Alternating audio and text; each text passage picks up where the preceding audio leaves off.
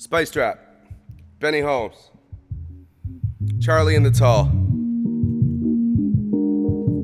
Second Kitchen Sounds.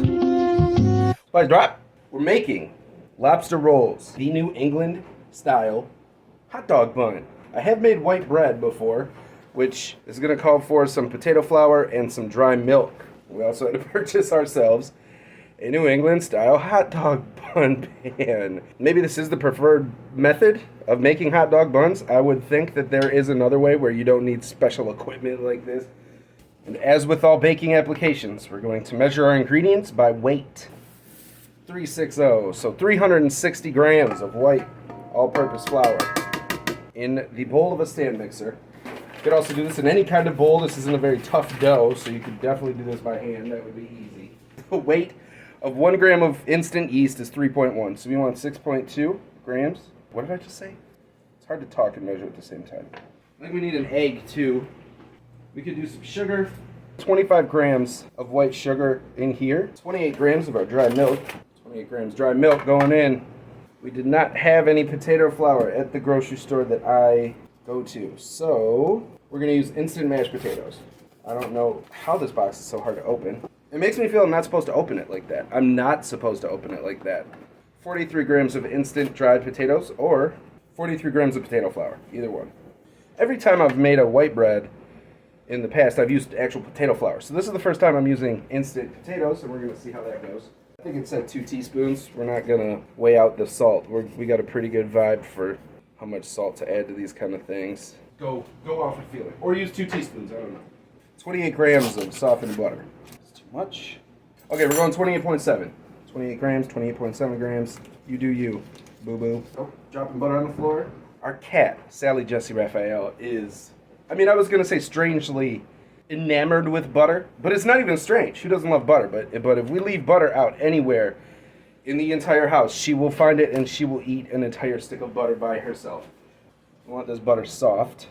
About 15 seconds in the microwave, that's soft, and we're going to sit that off to the side so we're sure we're not pouring any hot butter on top of our yeast there. 198 to 255 grams of warm water. 255, 256. Close enough. Okay, we're dealing with it. And then that water is just cooler than some bath water. So we're just going to add about a quarter of it at first. Okay, give that a mixy mix. We'll scrape down the sides of our bowl. Maybe a little bit more water. A New England style hot dog bun is a potato bread. And that is because we're making it with potato flour. Could do some of this by hand. I don't want to, but you definitely could if you wanted to. So I got the KitchenAid mixer. We've added most of that 255 grams of water now. There we go. Now we're coming together. And we're just going to knead this for about 5 minutes. It should pull away from the sides. Shouldn't stick to anything, really. It is definitely possible to over-knead them and overwork them, at which point they tend to break and they turn into a sloppy mess, but that is not this. Just use a little bit of olive oil in the bowl.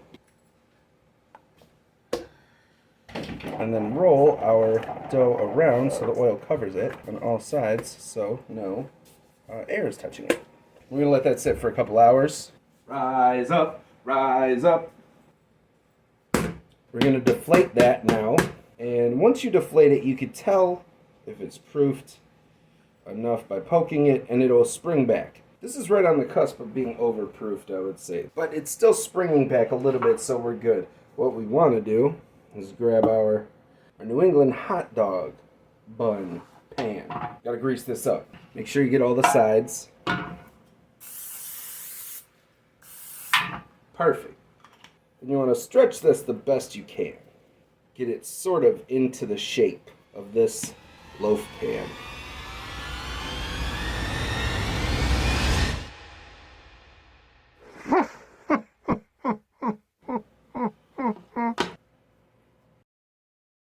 We're good.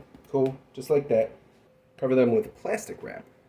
Let them sit for 15 minutes. Boom. Let's give that 15 minutes. We're going to uncover this real quick. Push the buns out to the side of the pan. Now this has risen. Beautiful. Beautiful doesn't have to be perfect or anything, but this is what we're looking for. About a half hour later, and it's risen almost to the rim of this baking sheet.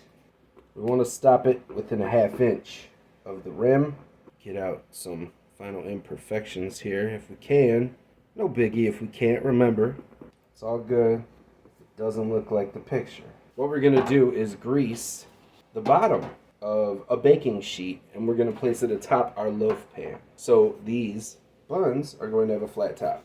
Get a cast iron paperweight, put it on top, call it a day. Get some good coverage. This is also going to help our buns brown. Once our oven is preheated to 375, into the oven we go. Boom, ba, boom, ba. Ideally, these buns will have an internal temperature of at least 190 degrees. 192. Perfect. And I think it's about time to flip this little one over onto the rack. We can do that pretty easily. I'm just going to put the rack on top, like this, and then flip it. Now, as long as we have the right amount of non-stick on here, we're all set. It's a little hot. And we don't have too much coloration on top. The bottom has a little more color. We can note some cracks in here. This is going to be rough. We steamed some lobster tails. Initially, we were planning on getting a live lobster, dispatching it. Yeah. Been a rapper for a minute. I'm overkilling shit.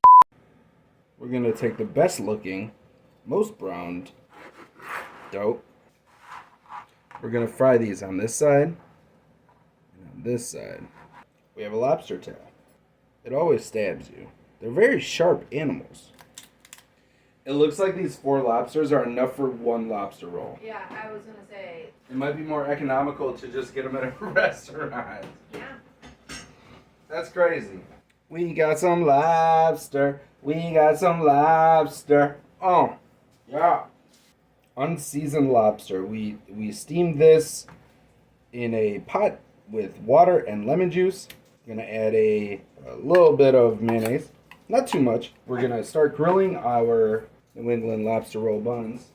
Lobster, mayonnaise. Let me get a flavor taster with some salt in there. Jackson, are you cool with me adding giardiniera to this recipe? We're also going to hit this with a touch of lemon juice. Lemon juice me. Get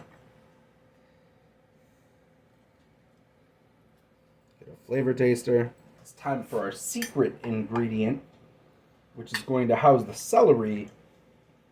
We're going to get some homemade giardiniera in here. And that's where the crunch celery is going to come from. Got our buns done. Top load buns, you cut them down the top. You grill both of the sides, and the top is where you add the ingredients from. In a perfect world, I would let these cool down a little bit. We're going to spoon our lobster salad into our rolls. You want to fill these super huge, as huge as you can. We're going to see how much we can fit in each one. But being top load rolls, you could spread these open extra wide without worrying about splitting them. Really load them up. Great. Green onion over the top. Kind of like a white onion on a coney dog. It's going to give a little pick-me-up. Lobster rolls. Third thing, spices, I'ma tell you what you're missing. Listen, this is what you gotta write on your list when you're listing. Sugar, salt, onion and garlic powder, paprika, regular and smoked up on the counter, cayenne, black pepper, and that's it.